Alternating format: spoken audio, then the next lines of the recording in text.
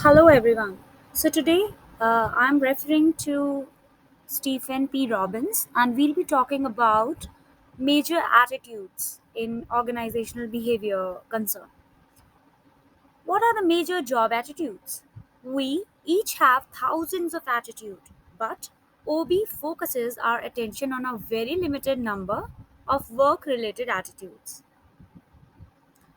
These tap positive or negative evaluations that employees hold about aspects of their work environments. Most of the research in OB has looked at three attitudes. What are these three attitudes? Job satisfaction, job involvement, and organizational commitments. So think about what do you think job satisfaction mean or job involvement and how do these terms differ? Then this organizational commitment. A few other important attitudes are perceived organizational support and employee engagement. Let's have a look what job satisfaction mean. Job satisfaction, when people speak of employee attitude, they usually mean job satisfaction, which describes a positive feeling about a job resulting from an evaluation of its characteristics. A person with a high level of job satisfaction holds positive feelings about his or her job, whereas a person with a low level holds negative feelings. Because OB researchers give job satisfaction high importance, we'll review this attitude in detail later in the chapter. Now let's just discuss what is job involvement. Related to job satisfaction is job involvement, means how much we are actually involved in our job, which measures the degree to which people identify psychologically with their jobs and consider their perceived performance level important to self-worth. For example, you might come across people who say, oh, I don't feel like that I'm doing the right job, or I don't think this actually suits my personality and I'm just doing it for money or for social status only. Employees with a high level of job involvement strongly identify with and really care about the kind of work they do. Another closely related concept is psychological empowerment. Employees' beliefs in the degree to which they influence their work environment, their competencies, the meaningfulness of their jobs, and their perceived autonomy. Like how much they are actually, making a difference there. It affects the level of involvement, how much they actually feel that they are active in their work. One study of nursing managers in Singapore found that good leaders empower their employees by involving them in decision making and thus making them feel their work is important and giving them discretion to do their own things. For example, they should have the authority, like certain level of authority to decide how they are going to do a certain task. The managers will assign them a task and will not tell them to do it in a certain way. Rather, they have the autonomy to do it in a certain way.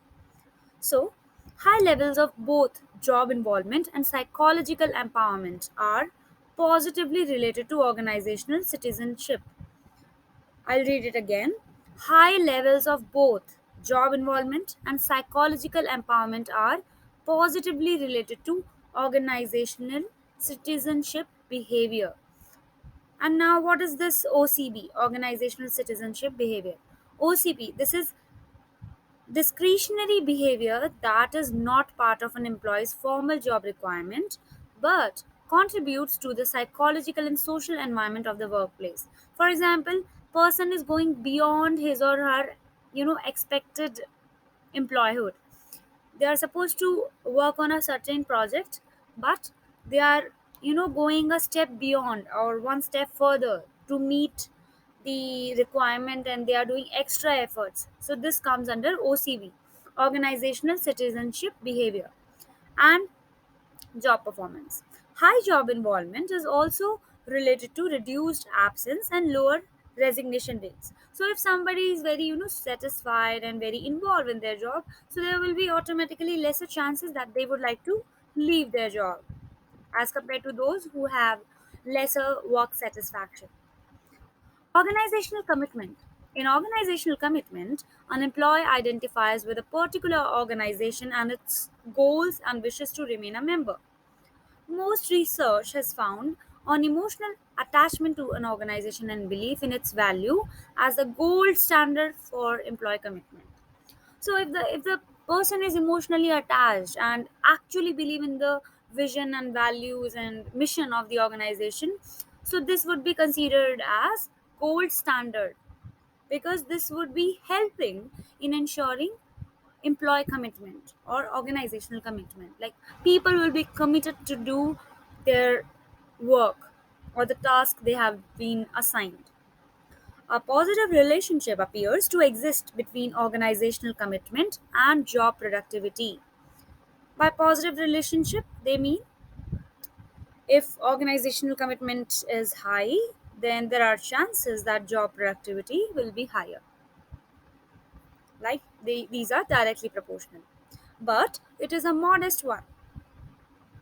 Means organizational commitment and job productivity are moderately proportional. A review of 27 studies suggested that relationship between commitment and performance is strongest for new employees and considerably weaker for more experienced employees. So,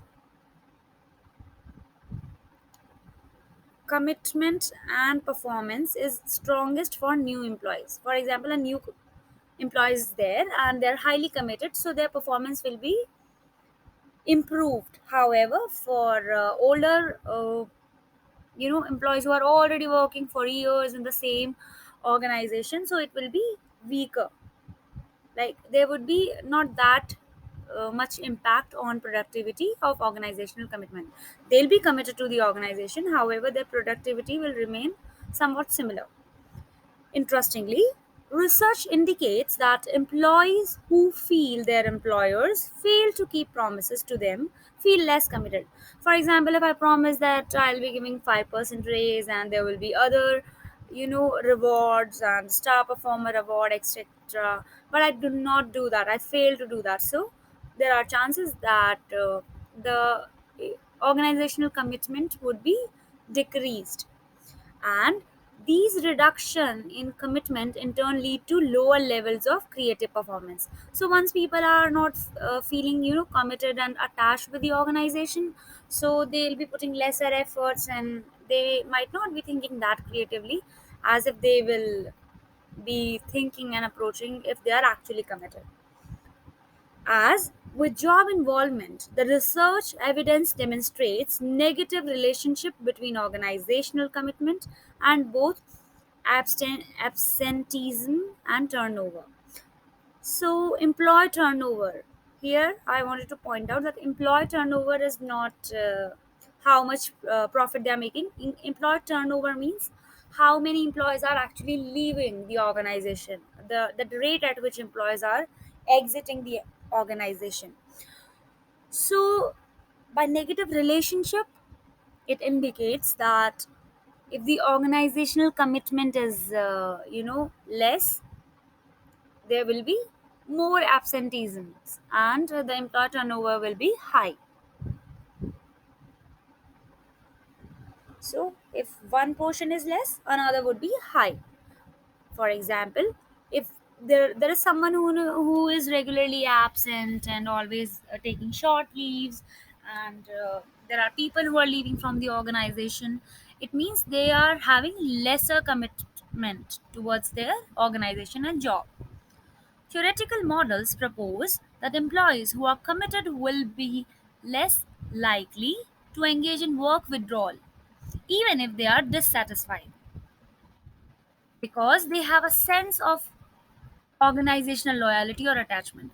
For example, if I'm working in a startup and I'm working on, say, content creation, and I love that job and I'm very committed, and I love that some students will be benefited from these work which I'm creating, and I am a bit dissatisfied with my payroll or something. However, since I'm committed to my job, there are chances that I'll be continuing my job and I'll not leave that because I'm liking it up to a certain extent. So I'll read it again. Theoretical models propose that employees who are committed will be less likely to engage in work withdrawal even if they are dissatisfied because they have a sense of organizational loyalty or attachment. On the other hand, employees who are not committed, who feel less loyal to the organization, will tend to show lower levels of attendance at work across the board. Research confirms this theoretical proposition. It does appear that even if employees are not currently happy with their work, they are willing to make sacrifices for the organizations if they are committed enough. For example, if a person is not satisfied with the payroll but is loving the work, so this person will be somewhat sacrificing the other opportunities because they are liking this work and enjoying it and very well committed and feel motivated to do that. Let's see what is this perceived organizational support. Perceived, as we all know, as a student of psychology, or if you are not from psychology, perceived means how we interpret or how we feel or analyze certain stimuli or indications from our environment. Perceived organizational support, POS. It is the degree to which employees believe that organization values their contributions and cares about their well-being. For example, an employee believes his organization would accommodate him if he had a child care problem or would forgive an honest mistake on his part. So if I'm contributing an organization, I should feel that okay, my organization is valuing my efforts. They are actually benefiting from that. I'll feel that yes, I'm being supported by my managers or my seniors, and this is like if I am perceiving that there is a support, yes, I can feel it that my organization is going to support me if certain bad situation comes up. So it will be like I have high perceived organizational support. I'm perceiving that yes, I have a certain level of support. Let's read further. Research shows that people perceive their organizations as supportive when rewards are deemed fair. What do we mean by rewards are deemed fair? Let me know in comments. When employees have a voice in decisions, so when they are involved in decision making and when they see their supervisors are supportive. Supportive in the sense, suppose a client comes and misbehaving with you, instead of finding your fault, the supervisor is actually supporting you to solve the problem and helping you. Employees with strong perceived organizational support perceptions have been found more likely to have higher levels of organizational citizenship behavior, which we discussed earlier. So, OCB is influenced by the perceived organizational support.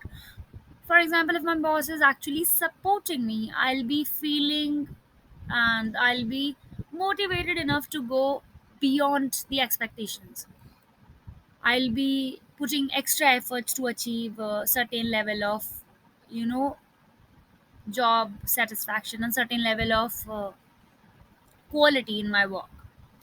Lower levels of tardiness and better customer service. So POS, perceived organizational support, influences organizational citizenships, which eventually ends up as higher or better level of customer service, and they, hence our clients are also satisfied. This seems to hold true mainly in countries where the power distance, the degree to which people in a country accept that power in institutions and organizations is distributed unequally, is lower. So, when we talk about hierarchy and when there are vertical organizations where there is one super boss and there is another, senior manager, then supervisor, then team leader, then other subordinates. So the degree of power which is distributed is unequal. So when power distance is more, the degree to which people in a country accept that power in institutions and organizations is distributed unequally is lower. In these countries like the United States, people are more likely to view work as an exchange than a moral obligation. This isn't to say perceived organizational support can't be a predictor anywhere on a situation specific basis, though little cross cultural research has been done. One study found perceived organizational support predicted that job performance and citizenship behaviors of untraditional or low power distance Chinese employees, in short, those more likely to think of work as an exchange rather than moral obligation. By exchange, they say that it's just the amount of work you are doing in exchange of some money or pay, rather than moral obligation that I'm bound to do this, it's my job role and it's my duty to do that. So far we discussed that what is job satisfaction and what is job involvement and how does it influence OCB, organizational citizenship behavior, and what's the relation between OCB and organizational commitment, and then what actually perceived organizational support is and how does it influence other parameters like OCB and productivity. Employee engagement. A new concept is employee engagement, an individual's involvement with satisfaction with and enthusiasm for the work she does. To evaluate this, we might ask employees about the availability of resources and the opportunities to learn new skills, whether they feel their work is important and meaningful, and whether their interactions with co workers and supervisors are rewarding. Highly engaged employees have a passion for their work and feel a deep connection to their companies. Disengaged employees have essentially checked out, putting time but not energy or attention into their work. They're just dragging the work, in other words. Engagement becomes a real concern for most organizations because survey indicates that few employees between 17% and 29% are highly engaged by their work. A study of nearly 8,000 business units in 36 companies found that those whose employees report high average levels of engagement had higher level of customer satisfaction. If I am very much, attentive and doing my work with full energy and full motivation, I'll be definitely able to bring higher level of customer satisfaction. Were more productive. So these employees were found to be more productive, brought in higher profits, and experienced lower levels of turnover and accidents that than at another company. So again, I'll remind you that here turnover means how many employees are leaving the organization. So when the average employee engagement is higher, it is seen that they'll be able to achieve higher customer satisfaction, they'll be more productive, and they'll be able to bring higher profits.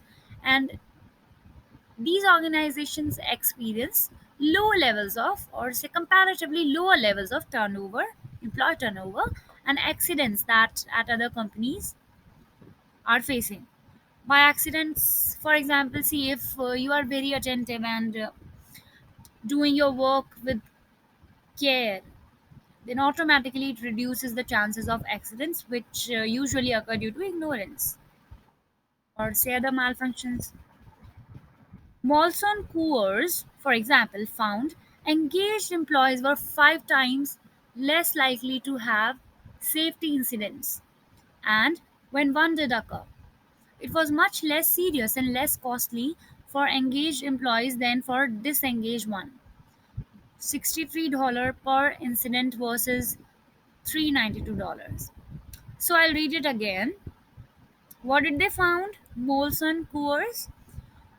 Engaged employees were 5 times less likely to have safety incidents. For example, they were so attentive that they could avoid the incidents up to 5 times.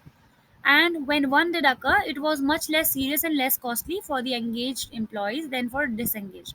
For disengaged, it might cost up to $392, and here it just costs $63 on an average as per the study. So if we are very careful, then automatically it indicates that we'll be able to prevent the accidents or incidents. Caterpillar set out to increase employee engagement and record a resulting 80% drop in grievance and a 34% increase in highly satisfied customers. So, see, here they found that as the grievance level decreased and as the employee engagement was improved, it directly increased the customer satisfaction. If the employees are engaged and they are satisfied, then automatically customers or clients are also comparatively more satisfied. That's why it's very important in organizational behavior to study about employee satisfaction and job involvement and engagement. Such promising findings have earned employee engagement a following in many business organizations and management consulting firms.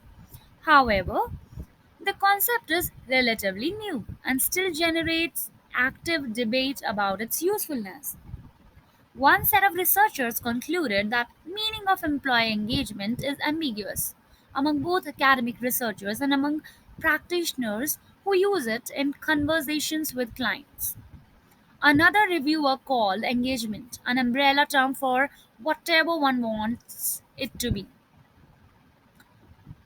More recent research has set out to clarify that dimensions of employee engagement.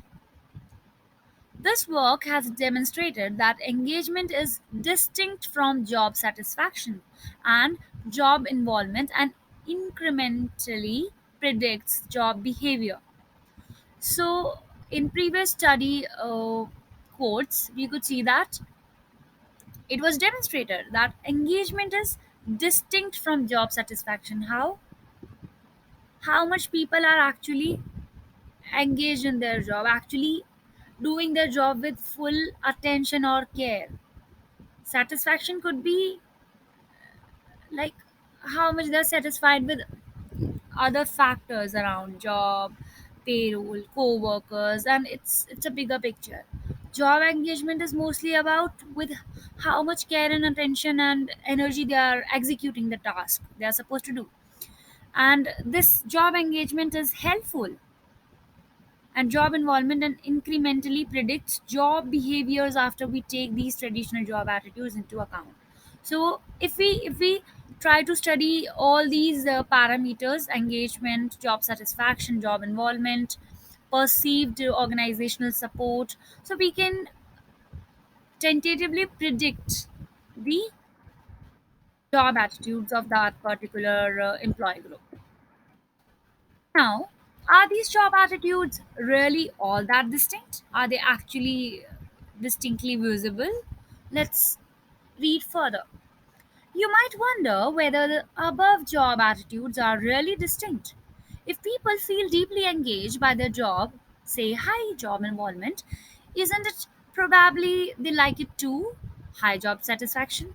So, here the argument is if somebody is highly involved in job, doesn't that directly imply that job satisfaction would be higher as well? What do you think? Won't people who think their organization is supportive, say perceived organizational support, or they have high perceived organizational support, also feel committed to it? Strong organizational commitment?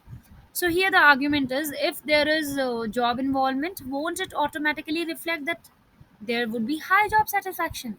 And if there is some something called perceived organizational support, if it's higher or if it's present, doesn't that imply that strong organizational commitment would be there? Yes or no? So let's read further. Evidence suggests these attitudes are highly related, perhaps to a troubling degree. For example, the correlation between perceived organizational support and effective commitment is very strong.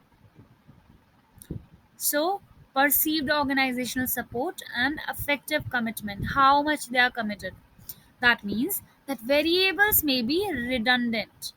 If you know someone's effective commitment, you know her perceived organizational support. Why is redundancy troubling? What's your take on this? Let me know in comments. Because it is inefficient and confusing. Why have two steering wheels on a car when you need only one? Why have two concepts going by different labels when you need only one? Although we OB researchers, organizational behavior researchers, like proposing new attitudes, often we haven't been good at showing how they compare and contrast with each other. There is some distinctiveness among them, but they overlap greatly. So, here we are talking about job commitment and perceived organizational behavior. Like, they're highly influencing each other, highly correlated, and we can say that these are a bit distinctive, but there is a great overlap for various reasons, including the employee's personality. Some people are predisposed to be positive or negative about almost everything. For example, you'll come across people who have a positive approach, they'll always find something good and they'll always be hopeful. On contrary to that, there will be people you come across who have a bit negative approach. They'll plan in a negative way. If something goes wrong, I'm gonna do this, or they have a negative perspective, predisposed perspective, we would say. If someone tells you she loves her company, it may not mean a lot if she is positive about everything else in her life.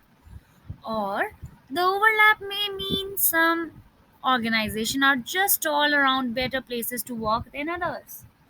If you, as a manager, know someone's level of job satisfaction, taking this into account, you know most of what you need to know about how that person sees the organization and can predict the employee's effectiveness.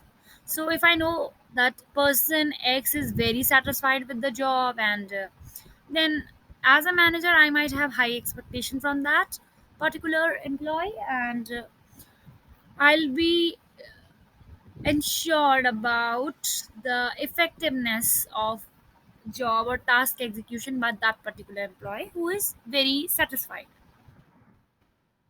So we have already discussed job satisfaction briefly. Now let's dissect the concept more carefully. How do we measure job satisfaction? What causes an employee to have a high level of job satisfaction?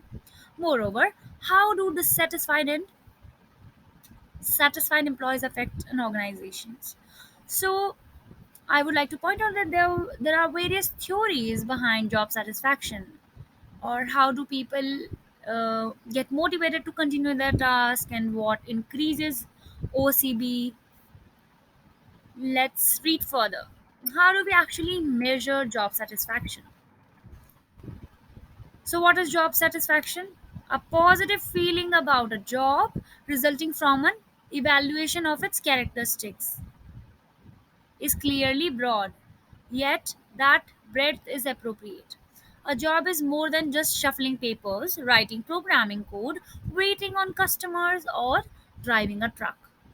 Job requires interacting with co-workers and bosses, following organizational rules and policies, meeting performance standards, living with working conditions, and the like. So we can say that there are multiple things involved in a job and not just the task. There are interactions, there are other side tasks we do. the environment we are sitting in, if you are having an AC in your office and if you're not having that. So how does that actually influence job satisfaction? Let's read further. An employee's assessment of his satisfaction with the job is thus a complex summative of many discrete elements. So, what are these discrete elements? One of these, and maybe additional to these, how stringently they are supposed to follow the rules, which kind of meeting they are having, which kind of communication pattern they follow. Is it democratic? Is it authoritative? Or which kind of, you know, environment or pay scale structure they have. So, two approaches are popular. The single global rating is a response to one question, such as all things considered, how satisfied are you with your job? Single global rating. Respondents circle a number between 1 and 5 on a scale from highly satisfied to highly dissatisfied. The second method, the summative of job facets, is more sophisticated. It identifies key elements in a job, such as the nature of the work, supervision, present pay, promotion opportunities, and relationships with co-workers. Respondents rate these on a standardized scale. The researchers add the ratings to create an overall job satisfaction score. So people will be responding about their co-workers, how they feel about it on a scale. They'll be rating it, and then there will be added addition and overall score, which would be job satisfaction score. Is one of these approach superior? So one is this global rating where they respond to one question, such as all things considered, how satisfied are you with your job? This kind of open ended question, that I am this much satisfied and all. Or there is a respondent circle, like there will be categories and they have to scale between highly satisfied and highly dissatisfied out of 5, or say 1 is highly satisfied and 5 means highly dissatisfied, so they have to scale if they feel at 1, 2, 3, or 4 or 5. So which one do you think is the best scale, which is superior, the global rating scale, single global rating scale, or this sophisticated approach? Which approach would you say is better? Intuitively, summing up responses to a number of job factors seems likely to achieve a more accurate evaluation of job satisfaction. So, some of you might be thinking that if we consider category wise, how do you feel about the coworker? How satisfied you feel about promotion opportunities? How do you feel about your supervisor? How do you feel about your present pay? How satisfied you are in each and every category, and then add these scores to get the overall job satisfaction score. This seems to be a better approach. However, research does not support this. This is one of those rare instances in which simplicity seems to work as well as complexity, making one method essentially as valid as the other. So, both of the scales are important and both the approaches are important depending upon the situation. The best explanation is that the concept of job satisfaction is so broad, a single question captures its essence. Both methods are helpful. The single global rating method isn't very time consuming because it's easier to answer one question rather than a whole damn questionnaire with a rating scale.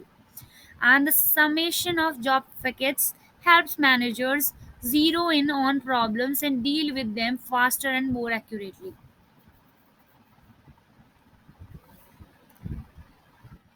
So, both the scales are applicable depending upon the situation. Both have the advantages and disadvantages. Now, how satisfied are people in their jobs? How do we decide that? Are most people satisfied in their jobs? The answer seems to be qualified yes in the United States and most other developed countries. Independent studies conducted among US workers over the past 30 years generally indicate more workers are satisfied with their jobs than not. But a caution is in order. Recent data shows a dramatic drop off in average job satisfaction levels during the economic contraction that started in late 2007. So much so that only about half of the workers report being satisfied with their jobs. Only 50% are satisfied. So, this is the scale how much person they feel work itself, how satisfied they are with work. Say 75, more than 75%. How much they are satisfied with pay, 58%. With promotion, just 20%. Supervision, say 65. Around 70 with co-workers, and overall job satisfaction is around 77 or 8. So it's the categorical rating scale. Research also shows satisfaction levels vary a lot depending on which facet of job satisfaction you are talking about. For example, we saw see people are not that satisfied with the promotion as compared to overall satisfaction and work satisfaction or pay. So there is a drastic, or we would say, inequality in these facets. People have typically been more satisfied with their jobs overall, with the work itself, and with their supervisors and co workers than they have been with their pay and the promotion opportunities. Pay and promotion opportunities. It's not really clear why people dislike their pay and promotion possibilities more than other aspects of their job. Although job satisfaction appears relevant across cultures, that doesn't mean there are no cultural differences in job satisfaction. Evidence suggests employees in Western culture have higher levels of job satisfaction than those in Eastern cultures. Exhibit 3.3 provides a result of global study of job satisfaction levels of workers in 15 countries. This study includes 23 countries, but for presentation purpose, here we have reported the results for only the largest. As the exhibit shows, the highest levels appears in the United States and Western Europe. Do employees in Western culture have better jobs, or are they simply more positive and less self-critical? Although both factors are probably at play. Evidence suggests that individuals in Eastern cultures find negative emotions less aversive more than do individuals in Western cultures who tend to emphasize positive emotions and individual happiness. That may be why employees in Western cultures, such as the United States and Scandinavia, are more likely to have higher levels of job satisfaction. What is the exact cause of job satisfaction? How and what actually makes people feel satisfied?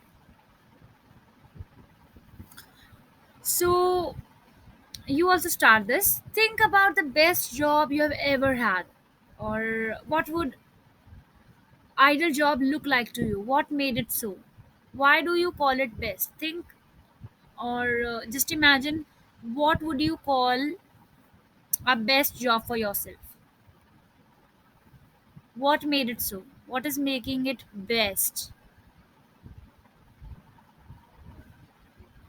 Chances are you like the work you did and the people with whom you worked. So you might be liking the work you do and your co-workers, interesting jobs that provide training, variety, independence and control satisfy most employees. So if there are trainings and people are constantly learning and there are variety of tasks, they're not getting bored doing the same task, and they are a bit independent to conduct their execution to receive or achieve a level of productivity, so they feel more satisfied.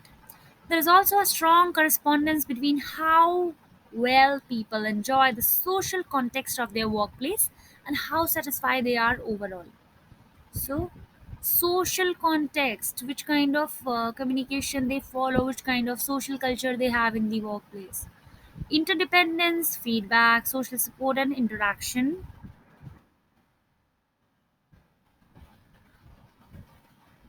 So, this is the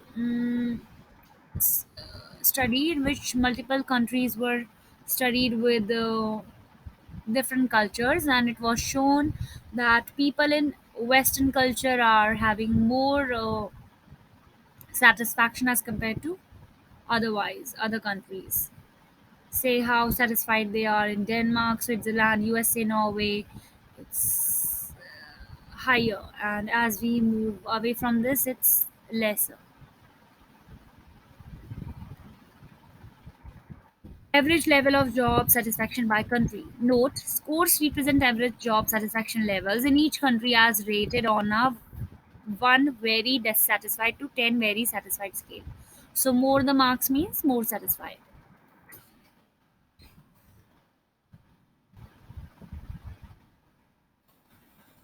So with co-worker outside the workplace are strongly related to job satisfaction even after accounting for characteristics of the work itself. So let's move back.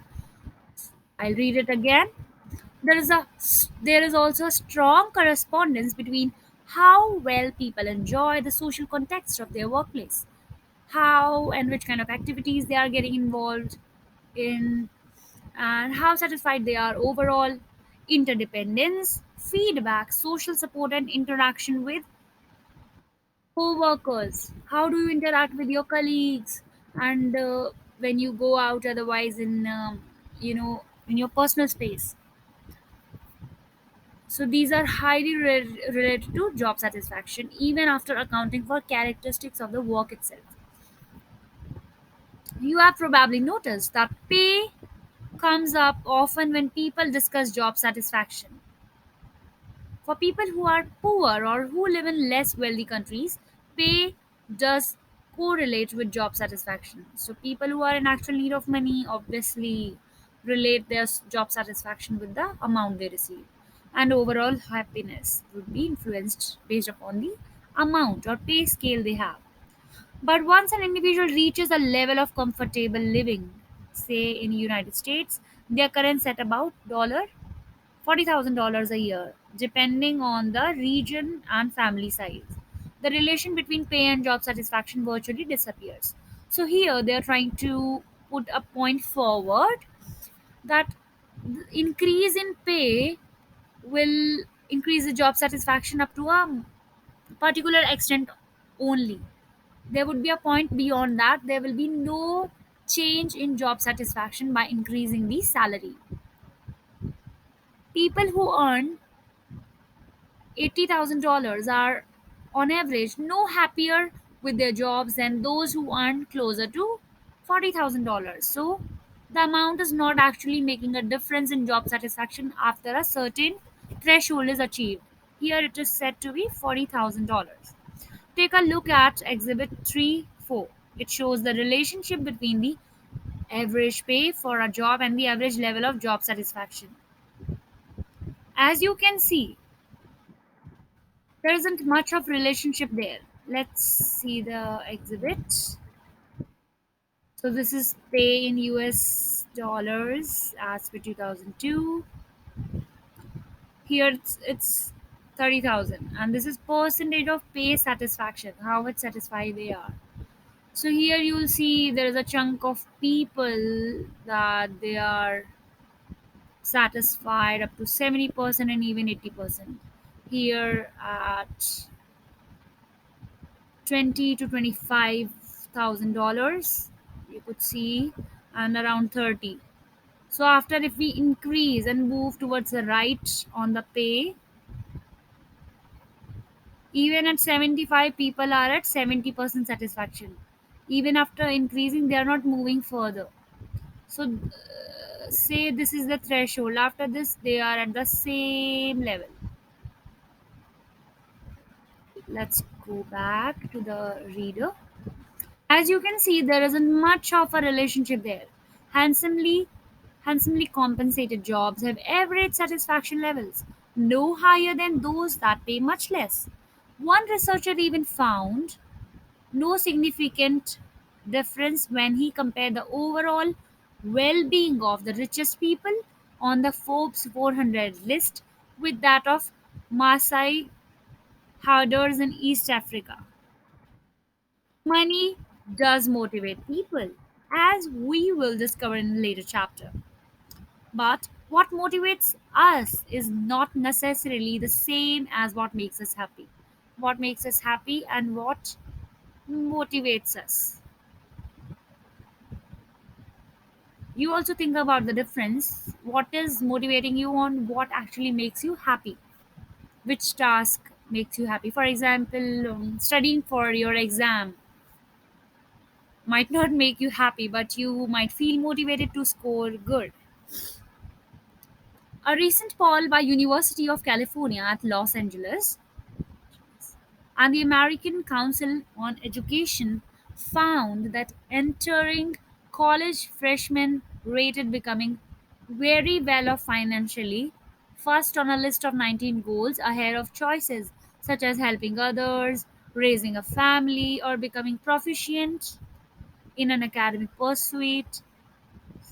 Maybe your goal isn't to be happy, but if it's money's probably not going to do much to get you there. So there they are trying to establish the fact that there isn't so-called direct connection between happiness and money after a particular extent. Job satisfaction is not just about job conditions. It's just not about how cool is the office area and which kind of systems you have to use. Personality also plays a role. Researcher has shown that people who have positive core self-evaluations, CSE, who believe in their inner worth and basic competence. If I have a very high self-esteem, so they will be more satisfied with their jobs than those with negative CSC. I'll read it again. Job satisfaction is not just about job condition. Personality also plays a role. Researchers Research has shown that people who have positive core self evaluations, CSE, who believe in their inner worth and basic competence, are more satisfied with their jobs than those with negative CSC. Not only do they see their work as more fulfilling and challenging, they are more likely to gravitate towards challenging jobs in the first place. Those with negative CSC set less ambitious goals. So, if they are aiming for less, how could we expect them to achieve high? Whereas people with positive CSC and higher self worth and what they perceive about their basic competence, they are more driven towards you know going forward for challenging jobs, and they'll be having more ambitious goals as compared to people who are negative, and they'll be setting less ambitious goals and are more likely to give up when confronting difficulties. So these people are those who might have tendencies to quit and leave the task in between. Thus, they are more likely to be stuck in boring, repetitive jobs than those with positive CSC, because people with positive CSC are ready to take the say risk, or they are highly ambitious and go forward and beyond their expected behavior, say OCB. The impact of satisfied and dissatisfied employees on the workplace.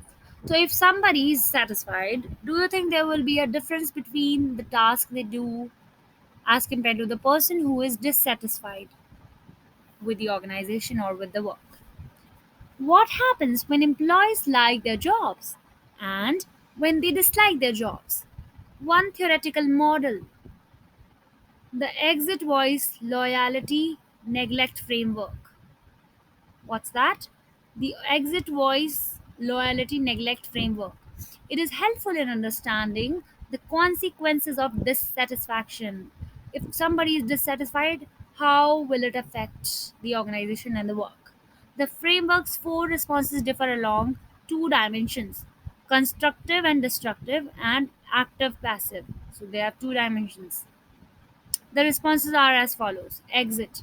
The exit response directs behavior towards leaving the organization, including looking for a new position as well as resigning, sorry. Looking for a new position as well as resigning. So, the voice response includes actively and constructively attempting to improve conditions.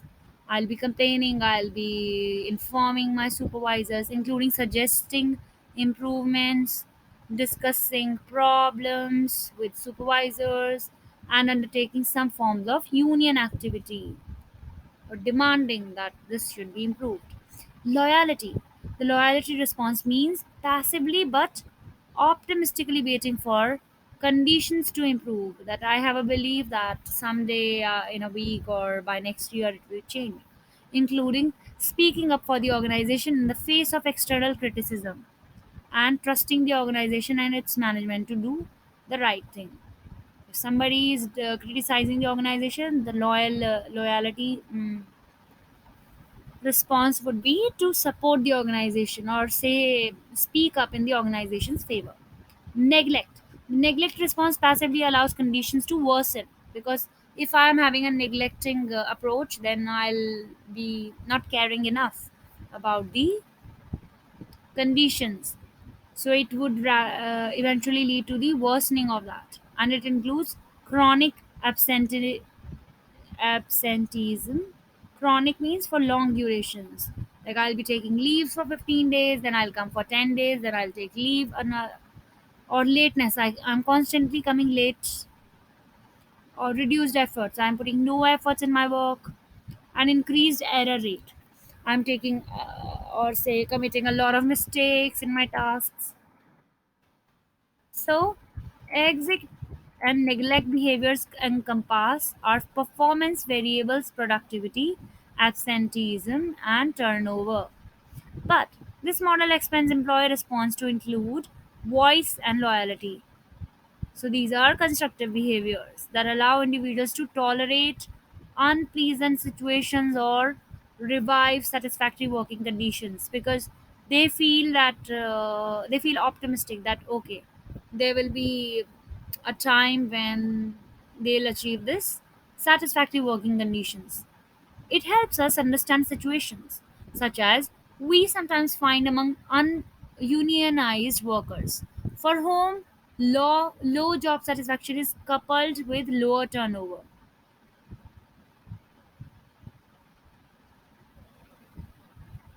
Low job satisfaction is coupled with low turnover. Union members often express dissatisfaction through the grievance procedure. Grievance procedure. So they'll be approaching in a complaining way so that they can improve the situations. Or formal contract negotiations, they'll be having certain demands. These voice mechanisms allow them to continue in their jobs while convincing themselves they are acting to improve the situation. So it will be considered as constructive behavior, since they are not trying to leave, or they are not actually increasing the employee turnover. They are not exiting the organization. They are maintaining their work, although they are less satisfied. At the same time, they are demanding or negotiating with the stakeholders. So, as helpful as this framework is, it's quite general. We know We now discuss more specific outcomes of job satisfaction and dissatisfaction in the workplace. Job satisfaction and job permanence. If somebody is satisfied, they'll be staying for longer. As several studies have concluded, happy workers are more likely to be productive workers. Some researchers used to believe that relationship between job satisfaction and job performance was a myth. If somebody is satisfied, it is not compulsory that they'll be performing well. So some researchers used to believe that it's a myth. However, a review of 300 studies suggested that correlation is pretty strong. That job performance and job satisfaction are highly related. As we move from the individual to organizational level, we also find support for the satisfaction performance relationship. More would be the satisfaction, there will be higher performance scales, or say higher productivity. When we gather satisfaction and productivity data for the organization as a whole, we find organizations with more satisfied employees tend to be more effective than organizations with fewer. For example, there is an organization which has 70% of employees satisfied, and another has only 30% of employees satisfied. So it has been evident that organization with higher number, or say 70% of satisfied employees, will be effective or productive comparatively. Job satisfaction and OCB, organizational citizenship behavior. How does job satisfaction affect organizational citizenship behavior? It seems logical to assume job satisfaction should be a major determinant of employees' organizational citizenship behavior. The discretionary behavior that is not part of an employee's formal job requirement. So OCB refers to a task which is not actually considered in the job description or role they are supposed to play, but still they are doing it, and that contributes to the psychological and social environment of the workplace. For example, I'll be carrying, if I'm a manager and I'm following this OCB, so I'll be carrying or going one extra mile to take care of my subordinates. I'll be ensuring that they all are satisfied, they all are not having any problem. I'll be behaving in a very nice way. I'll be available to solve their doubts even if I am, off duty. So, satisfied employees would seem more likely to talk positively about the organization. If you see that people are talking in favor of organization, there are chances that they are satisfied. They are happy to help others, and important point, go beyond the normal expectations of their jobs, perhaps because they want to reciprocate their positive experience. Consistent with this thinking, evidence suggests job satisfaction is moderately correlated with OCV. It's medium, not very low correlation or high correlation. It's moderately related with organizational citizenship behavior. People who are more satisfied with their jobs are more likely to engage in organizational citizenship behavior. Why? Fairness perceptions help explain the relationship. Also, those who feel their co-workers support them are more likely to engage in helpful behavior. If I know my colleague is helping me and supporting me, then automatically I'll be following the same path. It's There are chances that I'll be following the same path. Whereas those who have antagonistic relationship, if they are competing with each other and not trying to help each other, they are less likely to do so. Individuals with certain personality traits are also more satisfied with their work. Certain personality traits. So, what are these? Which in turn leads them to engage in more OCV. So, these certain personality types would be based on the job profile, and there are certain traits which are related with the involvement in OCV, organizational citizenship behavior. Finally, research shows that when people are in good mood, They are more likely to engage in OCV. If I'm having a disease or disorder, then automatically I'll be having, say, low engagement in organizational citizenship behavior. If I'm in a good mood, then I'll be more involved in OCV. So, in previous reading, we read that job satisfaction eventually increases customer satisfaction. So, let's read in detail here. As we noted, employees in service jobs often interact with customers.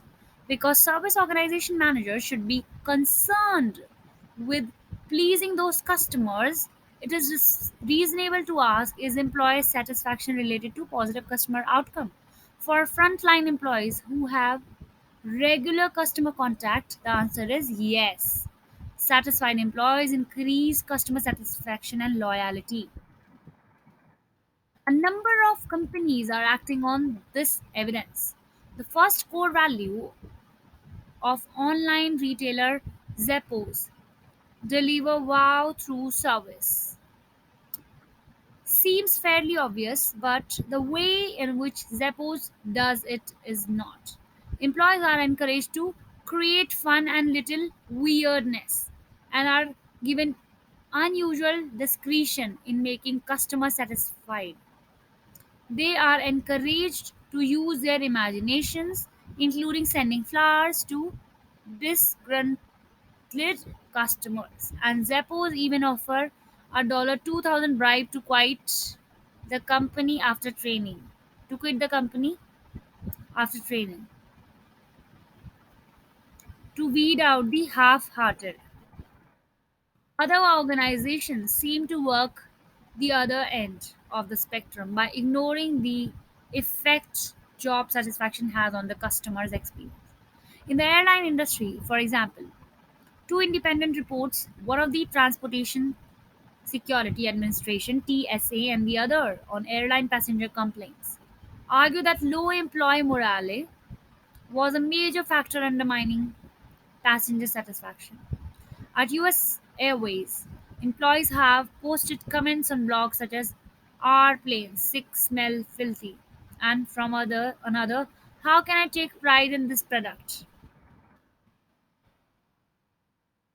Job satisfaction and absenteeism.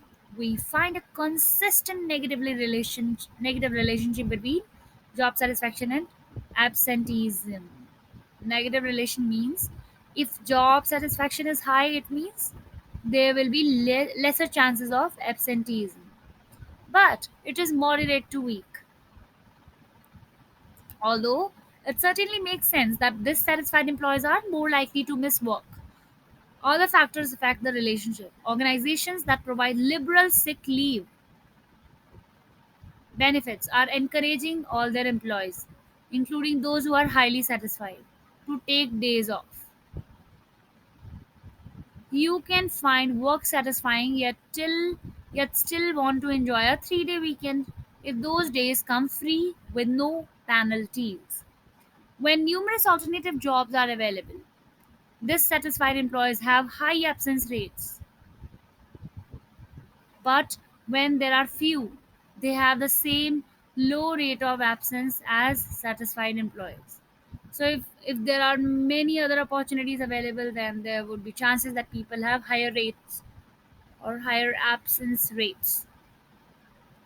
And even if the employees are dissatisfied because of lack of opportunities or lesser job availability, they'll be regular or they'll be absent in a similar way as satisfied employees are.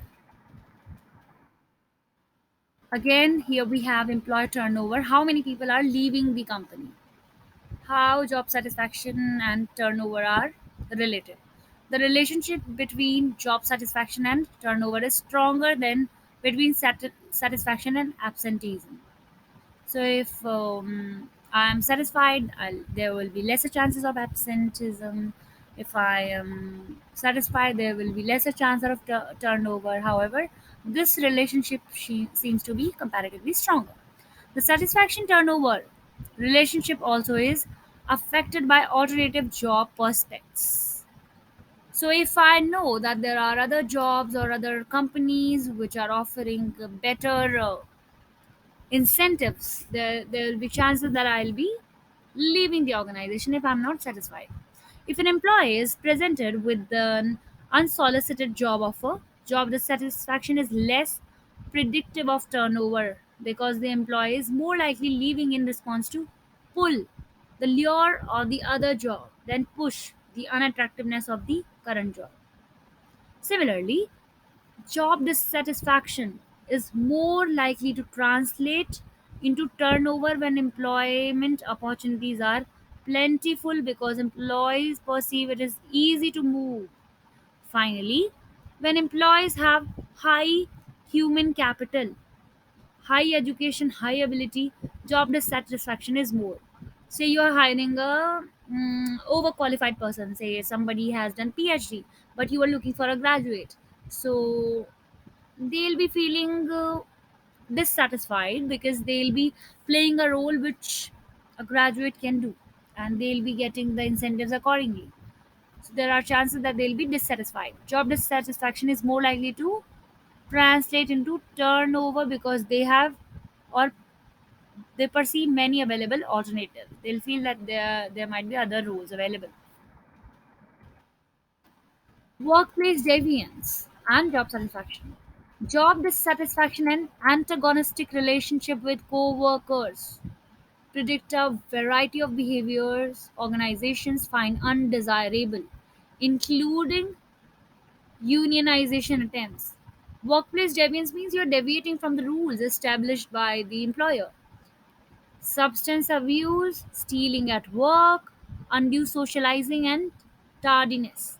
Researchers argue these behaviors are indicators of broader syndrome called deviant behavior in the workplace, or counterproductive behavior, or employee withdrawal. If employees don't like their work environments, they'll respond somehow, though it is not always easy to forecast exactly how. One worker might quit, another might use work time to surf the internet or take work supplies home for personal use. In short, workers who don't like their jobs get even in various ways. And because those ways can be quite creative, controlling only one behavior, such as with an absence control policy, leaves the root cause untouched. To effectively control the undesirable consequences of job dissatisfaction, employers should attack the source of the problem, or say the dissatisfaction, rather than try to control the different responses. So people respond in a certain way, say the deviant behavior in the workplace.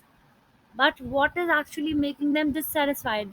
The employer should try to find out the root cause and then control it, rather than controlling the result of the dissatisfaction.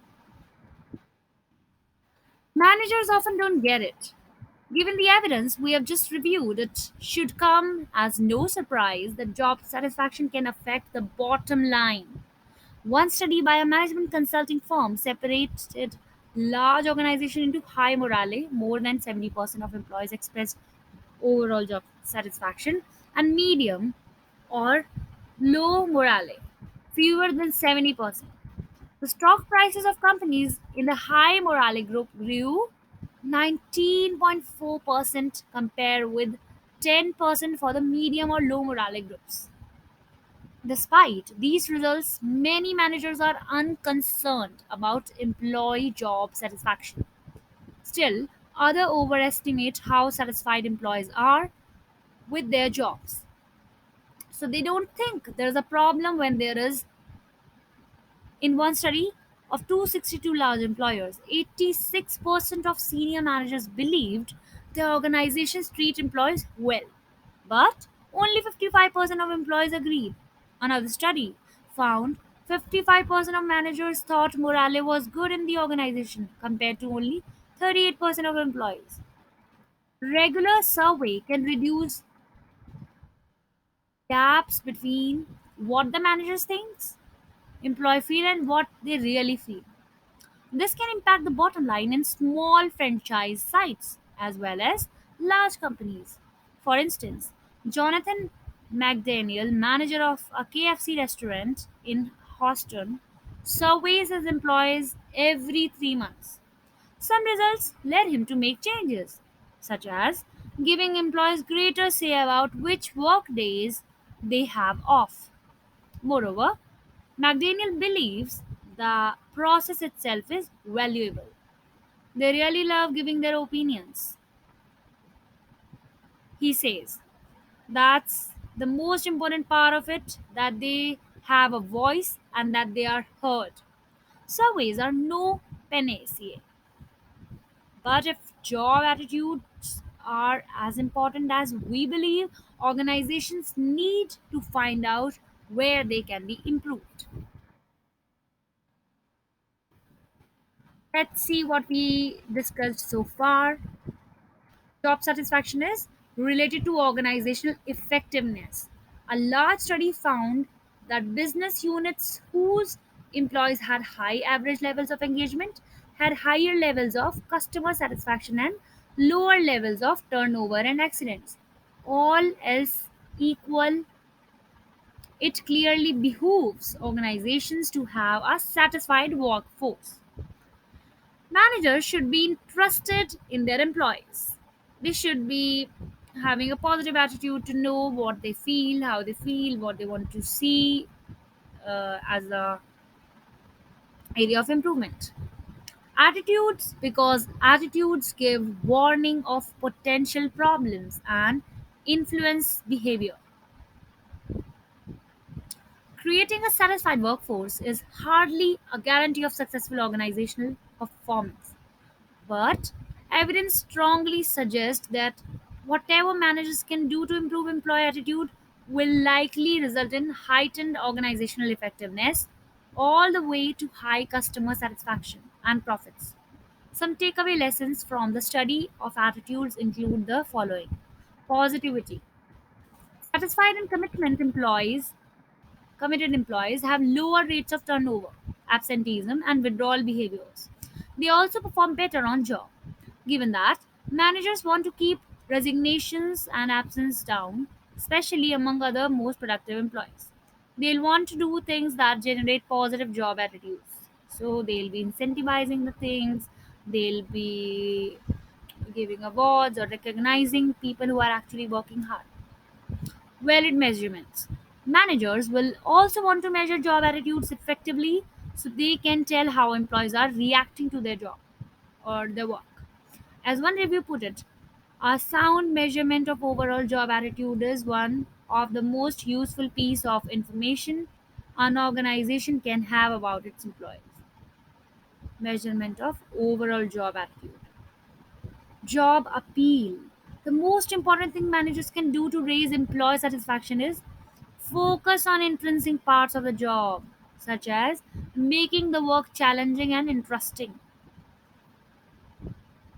People should feel that, yes, they are willing to do that and it's interesting to achieve that task more than money. Although paying employees poorly will likely not attract high quality employees to the organization or keep high performers. Managers should realize that high pay alone is not a solution. It is unlikely to create a satisfying work environment. That's it. Thank you for today's video. And if you have any doubt and if you want me to discuss some other topic which you are interested in, do let me know in comments. And thank you.